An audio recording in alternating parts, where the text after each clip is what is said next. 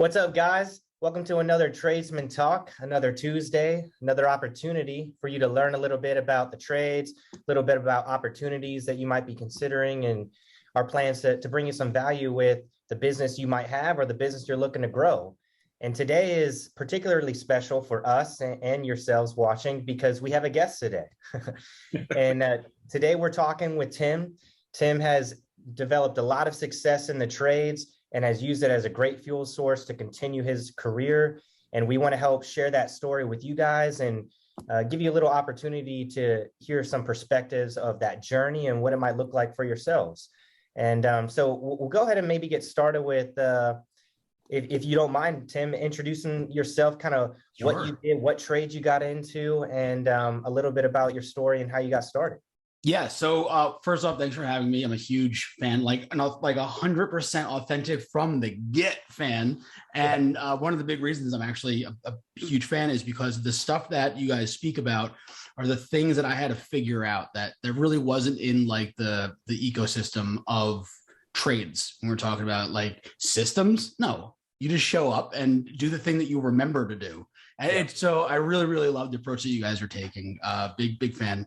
But yeah, I got my start pretty young. It actually kind of started with me getting fired from a job. Actually, let me back up a little bit longer. So when I was 17, I was saving up money to go to the Art Institute of Philadelphia. I'm from upstate New York, and that's what I wanted to do. So to do that, I ended up working with my father to save the money for the dorm room and everything like that, which is almost prohibitively expensive. But as I'm saving, I'm working with them, and he's teaching me these things that I never knew before. And I gotta tell you, I was mentioning earlier, like the end of the day, how beautiful a house looked when it was roughed in. We were we were electricians, and fast forward a little bit. I stayed with that. I did not go to the Art Institute. I was like, this is where I want to be. There was just this immense sense of pride, and I wouldn't trade it for the world. Every day, no matter how cold or how hot, it ended with just pride and joy. It's a very interesting ethereal feeling, but I really enjoyed the end of the day. Sometimes the beginnings of the day were a little bit tough because they're early, but I really enjoyed the work, and I still do when I get an opportunity to do it.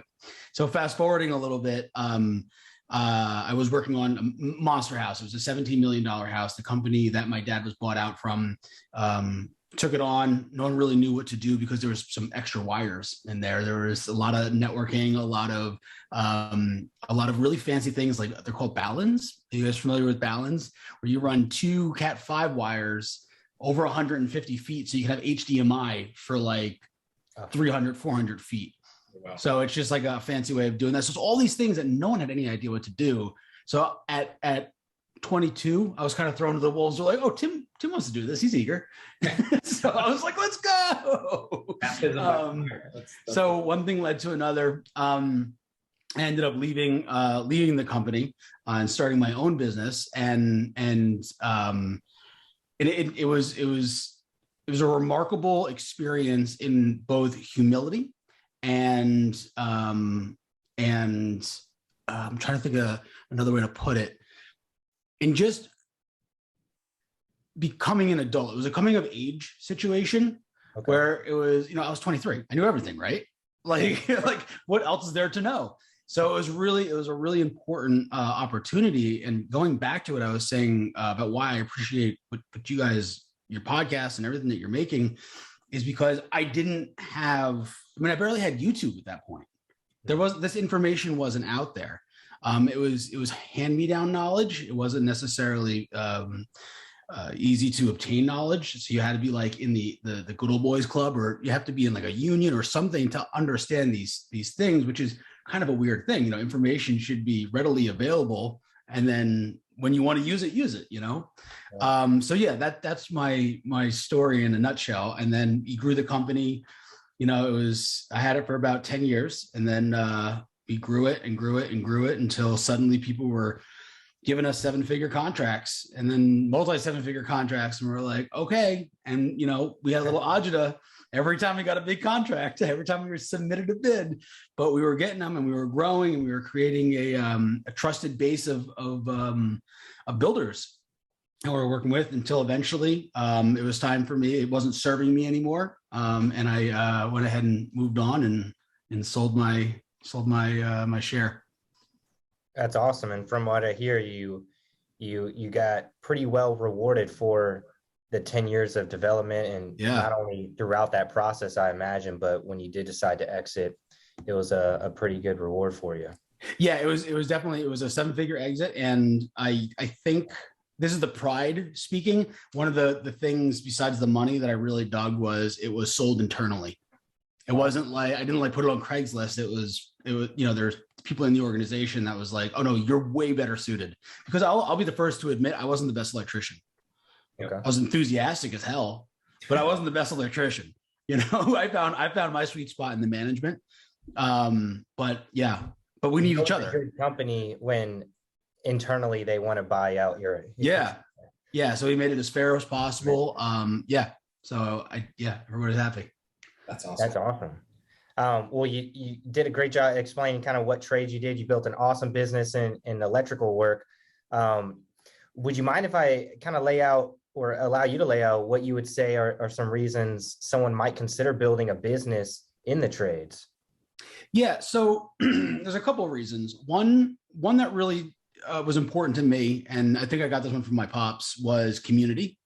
When you're constructing things in your community. So what he used to do all the time, I used to drive my mom bananas. We'd be driving around and he would just point to a building. Yeah, back in 76, we did this. It was a Pizza Hut and now it's this. And I always laughed at him, made a joke about it, but I understand that. I went back to New York recently and I'm driving around and I'm pointing to my girlfriend all these different places that we did. And I'm like, I just totally turned into my father. So community, like I know that it was my sweat and my efforts that helped build this area, and you get to meet people. So that's one of the big reasons I really loved doing it. I was out there meeting people and being a productive member of my community.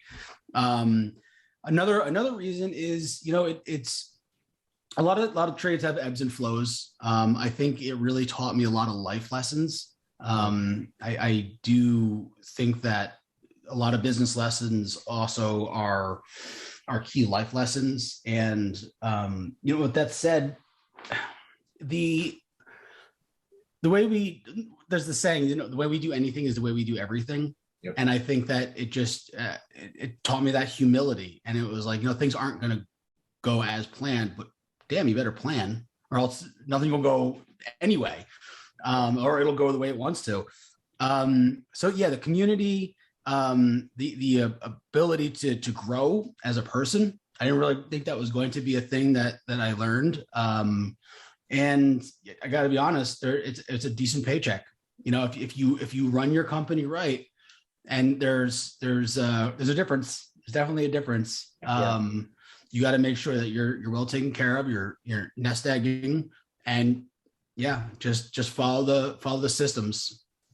Yeah, I would definitely agree with all of that. I know while I was building my business, and probably similar to yourself, you're put into positions where you're having to do things you don't necessarily feel like doing. And some period of times it could be, quite a bit, but by pushing through that hesitation or that reluctance, you're able to build these habits that shape you into a much better version of yourself, where doing hard things becomes natural to you. Yeah. And it becomes easier because you don't have that internal resistance anymore after building those habits and after building systems and building a culture where other people around you are also building those habits. Yeah. It's quite a journey. The cool thing about making things habitual and building these habits is you can go from not wanting to do it to forcing yourself through it to all of a sudden it's already done before you realize you're doing it. Yep. And that happens with every learning curve. So I'm going to admit it. I was a whiny kid. I hated doing all the jobs. When I would help my dad like sweep or whatever as like a youngster. I hated it all, but eventually it just became second nature. And then it became really fun because then you can multitask and there's a lot more that you can offer. Well, it also, Yeah, it sounds like you hit your stride at one point, because one of the things that you said, maybe you weren't the best electrician, but you found your sweet spot in the management. I think a lot of people, when they start a trades business, they're wearing every hat and they're like, oh, I hate doing this part, I hate doing this part. And they think it's going to be that way for forever. And the funny thing is, I don't know of a single business or a single business owner that likes every part of the business. I've never heard it. Yeah. And it's also another, on that same note, another thing to like kind of watch out for if you're a new business owner is, there's a lot of theories out there that are like, hey, if you don't like doing it, hire someone to do it. And I mean, to some degree, yes, but make sure you can do it to a level of competency to explain to the next person, because you still have to have the skin in the game before you can expect someone else, in a sense, to just run with it. And create a standard. Isn't that what it is? Hiring versus advocating. Bring somebody on and use them versus bring somebody on just saying, "Oh, this is yours now. Have fun." Yep. Right. Don't be over here hiding. Yeah. Right. I've done that. There's something to be said for being in the position of asking people to do things that you've done already yourself. Yep. And so you have a much more accurate way of setting expectations. You can offer a lot more support because you have some insight into the process. And it seems to be just a better way of teaching people. And so it definitely pays off. It's also teaching versus telling. Yeah. So I think there's a big difference there. One thing you touched on either before the call or just recently, you mentioned the aspect of what you're doing to become a bit of an art for you. You started in art school and then you found yourself as an electrician, but it sounds like you found some similarities or some common interests in both fields. Yeah, yes. And it's the, now we're jumping to like the end result, right? Like, so when I was finished, even though there was about to be, sheetrock and everything was going to be covered, I still knew that there was something I created in these walls that looked nice. And there's a combination of two things. One, our pride, where we want it to look nice. And two, when it's being inspected, the inspector really appreciates when they can follow your wires and check things out real quick. Because there's one thing inspectors hate, it's not knowing what the hell's going on and wires all twisted up. Right. So they need to be able to glance and be like, and take in all the information, much like a good photo or piece of art. Like, immediately when something is attractive to you or right or wrong. I think Malcolm Gladwell in the book Blink talks about that. And I think that's one of the highest forms of construction art is if you can do something and it just inherently feels right and looks good and is good, Yeah. And so even though you may have not had passion for electricians or for the scope of work, you found passion within that process or within that industry, right? Yeah. Like everything else that we do, the things that we do are bigger than ourselves. And when going through it, it wasn't what I was doing, whether it was electrical or plumbing or anything like that. It was the process of doing it. And I think we should take a break from the idea of getting it done, but enjoying the process. That's what I've definitely learned over the years. Is one of the lessons I've learned is the process is the most important part, not just getting it done, not slapping it together, but actually taking the time and being there with it. Yeah, absolutely. When did you discover that? Like, what was the turning point where that became a click for you? It was almost immediately. So the job I took over, I think I was 23. It was either 22 or 23. As I said, massive $17 million house. I was so overwhelmed, like it made me sick. I was sick I fell asleep on plans. So I was kind of forced upon me I had to slow myself down because I was just getting so much anxiety to where I was like, nothing else matters except for the one thing I'm thinking. And nothing else, like I had to keep on like reminding myself that because I did bite off more than I can chew. And I'm happy I did, of course. I'm not complaining about it, but it was finding myself in such disarray and being so overwhelmed that really like like, how do I have to stop this? It's such a red flag and such an emergency where I was like, how do I make this good? How do I flip this into a positive? And that's when I was like, I have to do one. You know the saying, how do you eat an elephant one bite at a time? It's that. You don't want to choke. And the anxiety was choking me. So it was like, all right, this is an elephant, maybe 3 or 4 elephants. So I got to nibble. I love that. Dude, that's so true. There's more times than I would admit where I found myself in my office just staring at the wall and just asking myself, what have I gotten myself into? Yeah. And there's really no other way through it but to really just find clarity on what's the exact next step that you can take. Don't think about the entire process or all of the things that you need to do. Don't even think about the end result, but what is literally the next small, minute step that can help you move 1 inch closer to your goal. Yeah. And often that can bring you some more focus and comfort out of just ignoring what may not need to be thought about right now. Yeah. The simplest way that I kept on, I would make sense of it in my mind is plan, do, review. Those are the little bites, right? So I'd make a plan, I would do it, I would review it, then take another bite, plan, do, just keep that momentum. So I was putting in my energy, right? And I was moving forward at a faster rate, but it was just smaller frequencies or higher frequencies, smaller nibbles. Yeah, for sure. If you're going to have this big audacious goal or plan, it could be a lot easier to just write it down.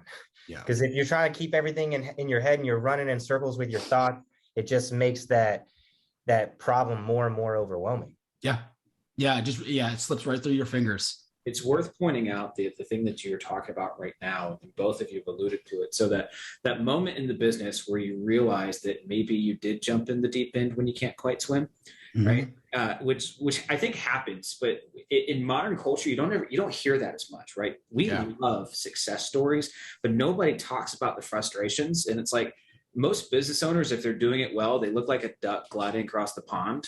But if you ever look under the water, they are kicking for dear. Those feet are going, baby. Right? And so it's good to recognize that, because people, I think they want to start a business and they hit this first wall and they go, this isn't what I signed up for. But it is. It's just you have to plan for it. Yeah. And the wall right here, right on their face, pushing their nose. And that's all they see. They don't understand that you can just walk around it. And I guess that's like kind of like the second most important thing that I learned to do is I was able to take on these jobs without wanting to throw up because I had a resource. I had someone to ask for help. Listen, I actually have a buddy who still does it. You go to the supply house, sometimes you got to ask them, like, I've never done this before, and they're happy to help. It's a completely different business. And they're like, yeah, no. This is how this is mounted. And this is how you have to do this. Nice. Everybody's happy to help. Just have good resources. Yeah, and knowing what to ask for help with can sometimes be an obstacle, where if you're jumping in that deep end and you're not fully certain on if you can swim to the bottom, knowing kind of what you're going towards or what you're trying to accomplish can often be a factor that you can hold on to, or a lifesaver of sorts, because sometimes when we don't know what to ask for help with, we're kind of stalling in a sense. Yeah. And so it can definitely be helpful to have a resource and be able to ask someone for help. As you were building confidence and you're building competence in what you were doing, was there a point that you decided you wanted to grow the business? And if so, how do you think about that? Interesting. So one of my goals right off the bat was to become Mr. Monopoly. I really love real estate, and it was right.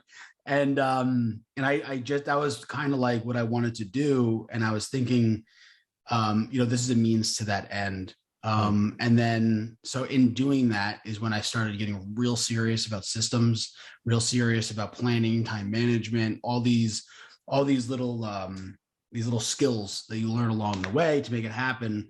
And because I was learning that for this other reason, it allowed me to actually build the company bigger and not crumble when we had big opportunities. And I think that's an important point, is just be ready for an opportunity.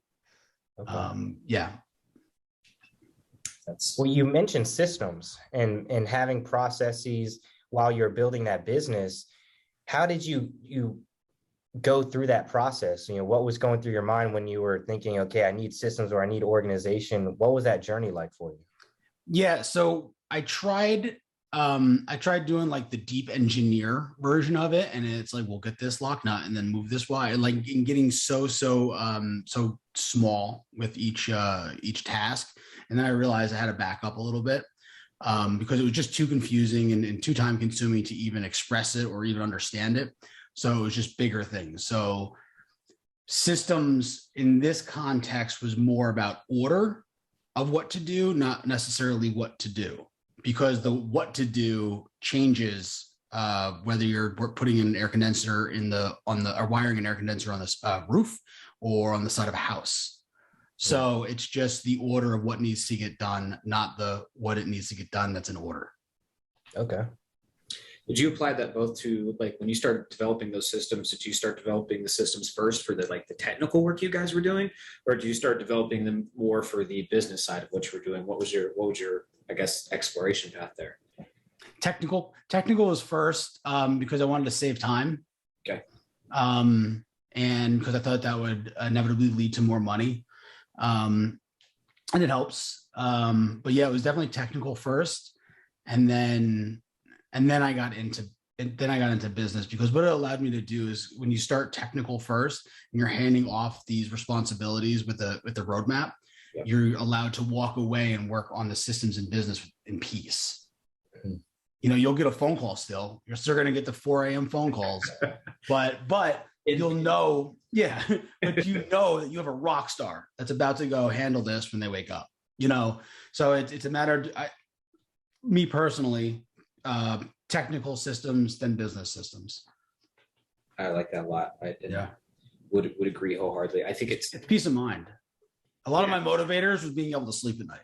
We touched on this the other week. I don't remember, maybe it was a couple of weeks ago. It's like when you're trying to hire that rock star, when you want to bring on an A player, like, you want to have systems that C players could thrive in. Mm-hmm. But the reality is, A players don't want to work in C systems, Right. So if you have amazing systems, the A players will come there and they will not just do okay, they will knock it out of the park, and they'll also like it. And that does make it easier for you to have that peace of mind, because, if you've got a team that's less than great, right, when that big project comes up, even if you're not there, it's with you. Yeah. It's all, And that's a big catalyst of stress. And then that's when kind of mistakes happen, if you're not allowed to delineate between the management and the technical aspect of it during the operation of the job. Yeah. Well, so having exited the trades and now working on something else, how often do you find that you use the skills that you developed throughout that process? How often do I? The skills? Absolutely, every single day of my life. Like it really taught me everything. I don't run wires anymore, sure, but I still love the smell of Home Depot. Like there's no beating that smell. I'd do that in a car freshener. But yeah, it's what it is. It's like, it's high school to college, right? So it's learning I've learned how to learn and how to think and how to act. And now I can apply it broadly through my entire life. That's awesome. Yeah. It is hard. It's so easy to get caught up in some of the technical stuff that we don't work on the business. And mm-hmm. I find it's really hard to, like, most of the business stuff I've read in some way, shape, or form is personal development. Most of the personal stuff I've read is going to apply to your business, because what it is, it's optimization. How do I make me the best me, which makes my business the best business? And it's hard not to take it with you. Yeah.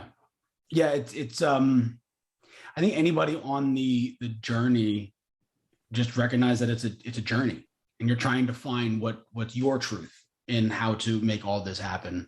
There's all these different approaches. Yeah. They're all going to be basically the same, but the nuance of the approaches is where you're going to find comfort in moving forward, because starting something new is scary. If you've never done this stuff before, what I can guarantee you is that you can do it only because, even though I don't know you, because someone else has. Yes. You know, you're not, this isn't SpaceX. You know, we're not sending things into space here. I think I'm fortunate to the sense where I enjoy work, and like I just know what I'm up against, and that makes it so much easier.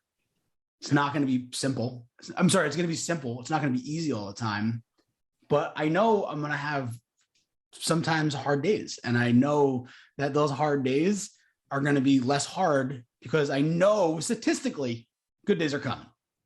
You know, if I keep on, if I at least trust in myself and keep that momentum. That's such a good mentality to have, and having the experience that you've gone through justifies your mentality. Mm-hmm. And that's one thing that I really love to, in a sense, preach to people, is that by just pushing themselves over the edge, in a sense, you're going to potentially have a rough path during periods of time, Mm-hmm. but you're going to get through it. And if you maintain that faith and you learn the lessons, you're going to develop these reference experiences that are going to make your future career so much more bearable and a lot more successful, because now you have the justification for the mentality that you know works. And, you know, a lot of people get into business at the very beginning. They may not have a lot of experience, but they're listening to motivational stuff, or they're reading personal development stuff that's kind of teaching them how they should think. And, you know, we might comprehend it, we might know it, but it's not until you go through some of these things till you really start to believe it. And once you believe it, you really build a snowball effect with your mindset. And then you approach these new challenges, and it's nothing but a game, because you've gone through hard things before, and you know the process. You deal with the challenge, you learn what needs to be done, you get through it, and now you got another tool in your toolbox and on to the next one. And it really builds that person that is able to get through those things. And you end up, like you mentioned, trusting yourself. And that's such a huge thing that most people don't start off with. There's so many reasons, and it's so much easier to see reasons why things won't work out, or how you may not be equipped for the challenge. But over time, once you develop that self-trust, in a way, you really become unstoppable. Because Elon, even you mentioned SpaceX, you know, Elon Musk wasn't an astronaut before he started SpaceX. A lot of these things he had to learn, but he wasn't able to necessarily start learning until he was faced with the challenge. And so if you just push yourself into going through the hard obstacle and you accept the challenge, you'll eventually find the solution if you're willing to press forward. Yeah. So one of the things that I used to do a lot of business coaching. I don't do that so much anymore, but one of the things I would always tell people, and it's always confusing the first time you're hearing it, is have a healthy disregard of reality. Yes, this is your reality. It seems all crazy and scary, but you have to remember that right now shouldn't stop you from where you're going. You know, don't apply the brakes yet. Now it's time to coast and get through it. Another thing, someone was interested in one of our companies, one of our offerings, and I was talking to her, and she said to me, "I have to faith it until I make it." And I was like, "Damn, that's good. That's so good." Because I hated fake it till you make it. It just seems so disingenuous. But the faith it, like the believe in yourself, that you are capable, that you have the resources, that you're doing your best, that you know how. Like that puts you light years ahead any of the competition. Not that the competition should matter too much, but if it's you know, the classic man versus man, or you know, man versus self, you're already in a winning position. You are already on the chessboard in checkmate. You know, like, and I don't think a lot of people really appreciate how much your mindset already makes you win before the game is over. Yeah.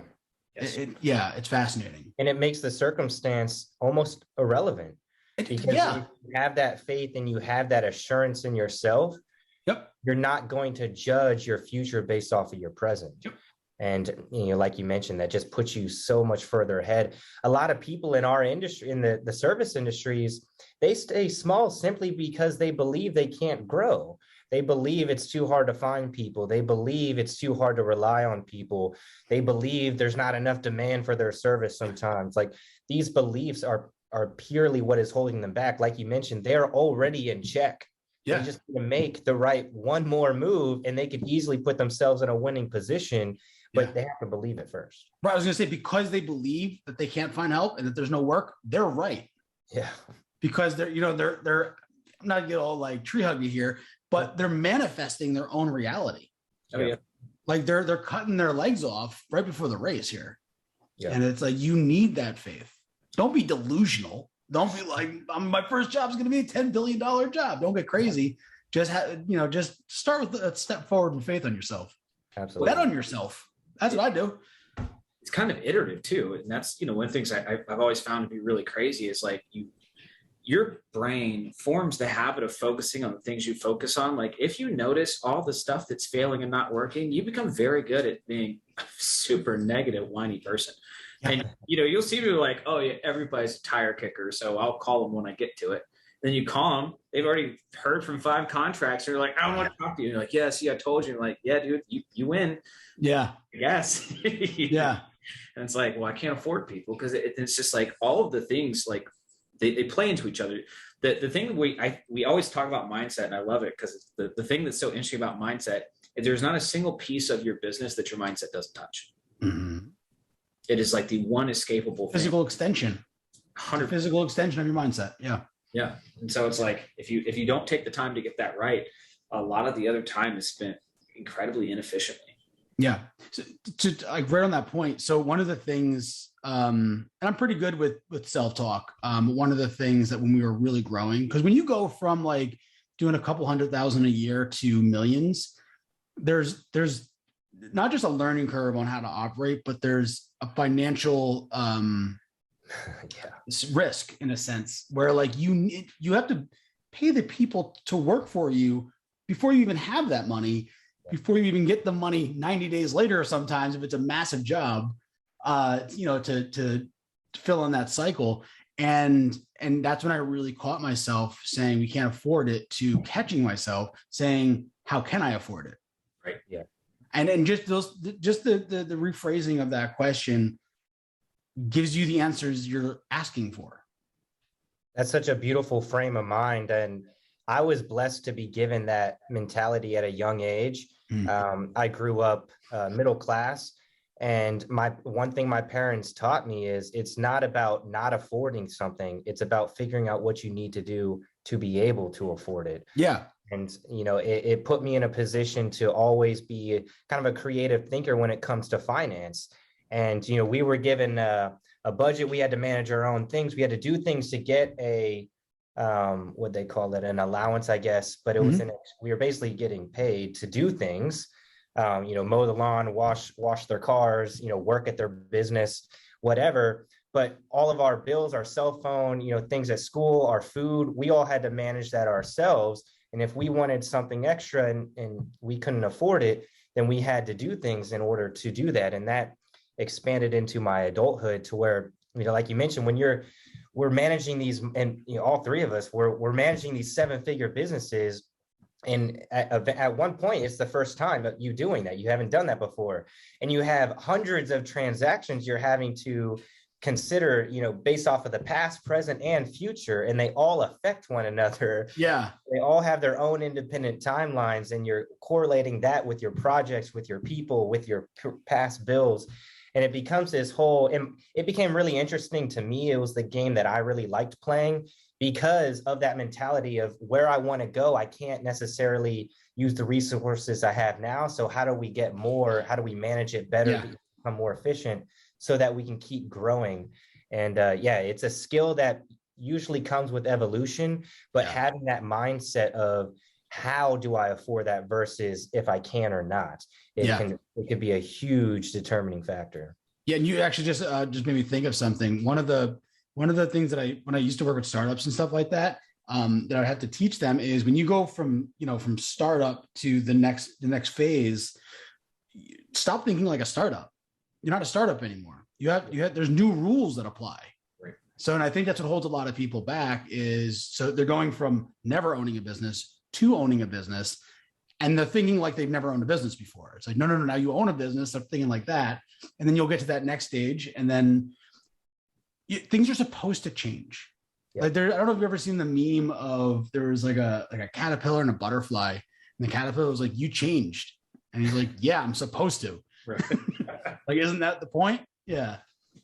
I love that. So yeah, well, it's funny because if you haven't developed that, I guess that sense of I know I'm going to figure it out. I don't know how I'm going to figure it out, but I know I'm going to figure it out. Like, of course, the change is scary. Yeah.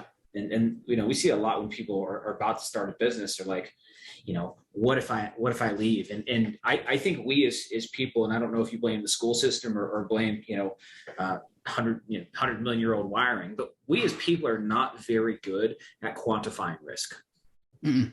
We're really not. Yeah, I agree. I have spent lots of time agonizing over decisions that were not big decisions. Recently, do I buy a miter saw or a miter box? I spent like 45 minutes on that decision, right? Does it matter? Like, not really. It's $150. It's not a big deal, but it's like, well, if I buy this thing, I don't have it. You create this concept of risk, and it's just like, oh, there's this problem and it might be a problem, but instead of saying, how big is this problem? How can I work through this problem? What are the pieces of this problem that are actually solvable? We just go, oh, problem, no, and we back up. Yeah. And then we don't move forward, right? It's impossible to move forward when you're backing up. It's absolutely crazy. Yeah. Another little trick to that is when I feel myself being like way overwhelmed, when I'm like super paralyzed, I do a translation exercise where it's I think my thought, and then I write down everything I can, and then I say what's written out loud.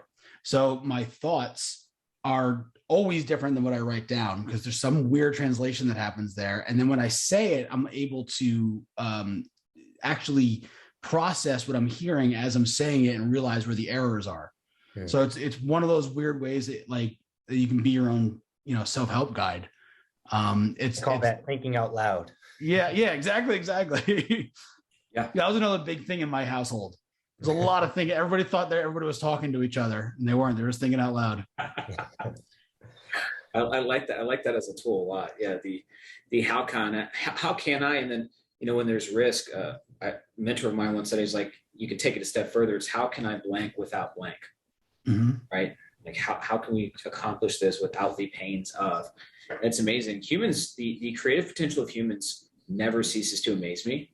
Because when you talk to people that have figured it out and they tell you their story, most of the super wealthy, successful, cool people I know sure as hell did not start that way. Yeah. Most of them did not start that way. And when you ask them what happened, it's not like, oh, my grandpa gave me a bunch of money. They're like, yeah, I had this thing. I couldn't figure it out, but I got really creative and I started doing this. And it's amazing when you start helping yourself, a lot of people will just pop up and go, I like what you're doing there. Can I help? Yeah. Yeah. So that's another thing that I used to teach was have a childlike sense of curiosity. When or even like think of like a dog or something like that. Like mom and dad are gone and they walk into the kitchen and they know where the cookies are, but they're still children. So they're like, 3 feet tall. How do I get up there? They start looking at all the drawers. Like, all right, that's a step. I can hold on to that because I know that's strong. They figure it out. There's no hesitation whatsoever, except for like maybe I'll get in trouble. But for kids, most kids, they don't have that. But it's like having that sense of curiosity and just moving forward and having that drive them. I think it really sheds a different light on. I'm going to steal a line from my friend Yannick. It's how we play business. That's how he talks about business, and he's actually the guy who he's on one of my podcasts. He's the reason I sold my company.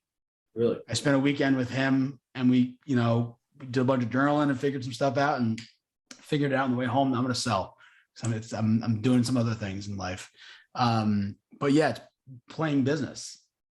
It's not taking life too serious and having fun with it, taking the opportunity to laugh when things aren't crazy, but also remembering when it's hard to be able to ask for help.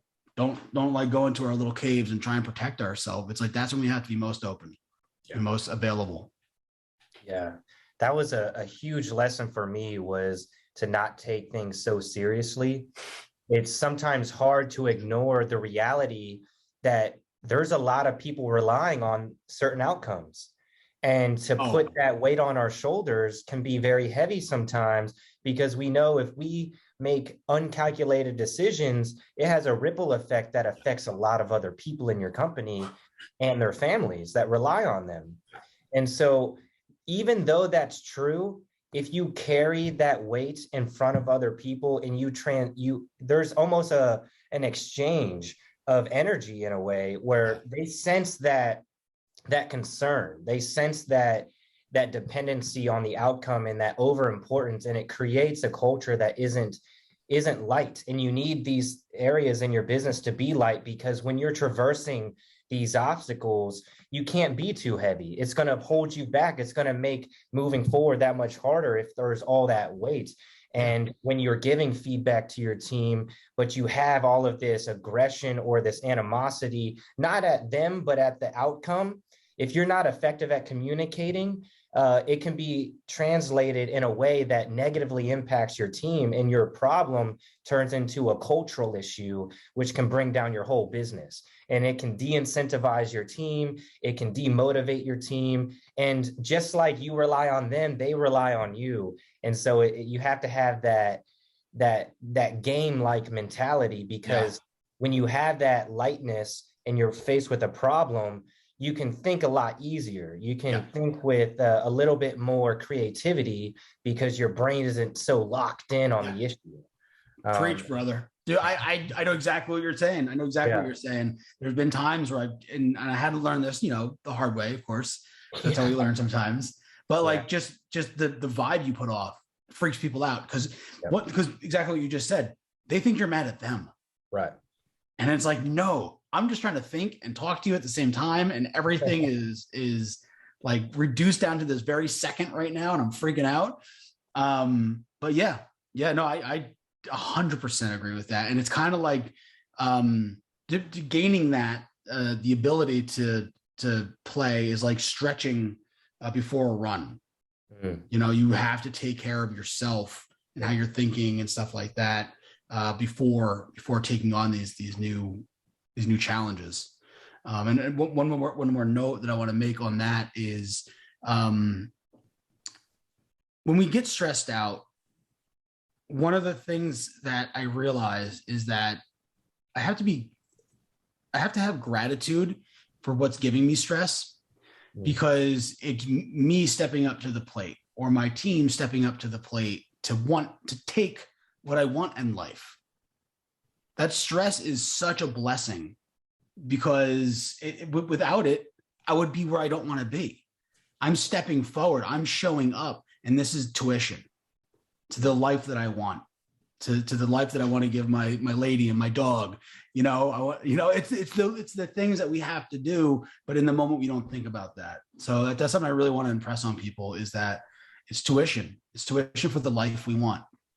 Yeah, and I love that technique you laid out earlier. When you are feeling stressed or overwhelmed, rather than taking it out on your team or expressing that frustration with your team, before you go out in the field, maybe sit down and write out your thoughts, give yourself some clarity, give yourself a clear way to communicate your plan. So when you do go out on the field, your team is a lot more equipped with a better version of you. Yeah. And so I love that technique. Yeah. Yeah. Any other really powerful daily practices that you developed throughout that process that you think the people listening might benefit from hearing about? So my life is totally different from when I had the construction company, but one of the most important parts of my day is exercise, actually every single day, and play. Like there's like kind of like this weird thing, like don't play video games if you want to be taken serious in business. I love video games. I love doing puzzles. I love playing games on my phone. Like it takes me out of it and allows me to like take some of that mental plaque and floss it away and just take a break. I love seeing live music, because when we're busiest and most stressed out is when we need that valve to be turned and pressure to come out. I think there's a lot of confusion with, oh no, you can only have a good time in good times. It's like, no, we have to, as I said, release that air. So always work, fun and joy and love and all these all the things that is life into your schedule, even if you don't want to do it. Because showing up is the hard part in that. But once you're there, you're like, hell yeah, this is a great show. You can schedule fun. That's a thing. Some people that only think that they can have fun if it's like this spontaneous, like, oh, I went to the pool. Yeah. I'm supposed to. It's like, that's not fun for me. Going somewhere when I'm not supposed to be there is very stressful for me. I'm gonna block off this time and I'm gonna do something, because if it's not blocked off, it's like you're there, you're not getting the work done, and you're not having the fun. But if you can schedule fun and get away with a lot, as long as you stick to what you committed to. Yeah, that's very true. That's very true. If I could fit in one more question, I know we're getting close on time here, but do you have anything you would like to say to someone who maybe is interested in the trades? Maybe they're working in the trades and they might have some interest in building a business of their own. Do you have any words for them? Definitely do it. Right. So it's not, when I say do it, I mean, start. I mean, take that step forward. Don't have any preconceived notions about what will or won't happen. Figure out what you want out of it, and then make sure it brings you in that direction. You're the one that's in control. You're it's not your customers. It's not anybody else. You're the one in the driver's seat. So keep on moving forward, because you're obviously starting a trade company because you have something that you desire out of life. And this is going to fulfill you and fill in those obligations to make your life what you want it to be. So you can only realize that by obviously taking the first step, and then realize that each step is a step. You don't just end up there. Right. So one bite at a time, one day at a time, and just be gracious with every challenge. Awesome. Well, Tim, I really appreciate you sharing your story with us, telling us how you started in the trades. You built a multi-7-figure business in the trades. You allowed that to be a fuel source and a means to another level in your life. And now you're utilizing those skills in your current career, and you're helping us with Cabinet Startup and Tradesman Talks. We love that. And so I really appreciate your time, and I'm glad you're able to share your story with us. I'm so happy to be here and have great people in my life like you guys. Awesome. Well, guys, I again wish you a beautiful rest of the week.